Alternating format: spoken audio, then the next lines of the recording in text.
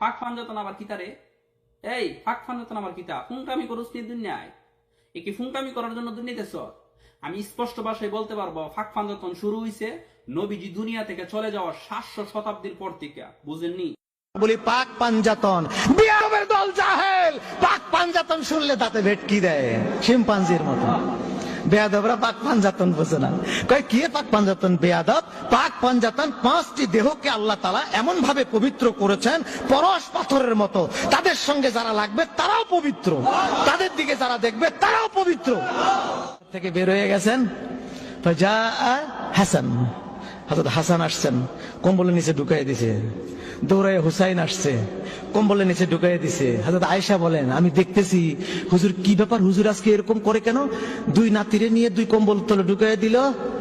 মা ফাতেমা কয় যে বাবা আজকে এরকম করছে কেন? ফাতেমা আগায় আসছে, কয় তুমিও আসো। কম্বলের তলে ঢুকাইছে। আলী বলে যে ব্যাপার কি, হুজুর আজকে এরকম করছে কেন? আলী আগায় গেছে, কয় তুমিও আসো। আর কম্বলের তলে ঢুকে 4টারে কম্বলের তলে ঢুকায়, আল্লাহুম্মা হাউলায়ে আহলা বাইতি, আল্লাহ এরা আমার কলিজার টুকরা। মান আহাব্বাহুম তুহিব্বুহুম, এদেরকে যারা ভালোবাসবে খোদা তুমি তাদেরকে ভালোবাসিও, এদেরকে যারা ভালোবাসবে তুমি তাদেরকে ভালোবাসিও। পাক পবিত্র। পাক মানে কি? পাঞ্জা মানে 5, তন মানে দেহ, তন মানে কি? দেহ।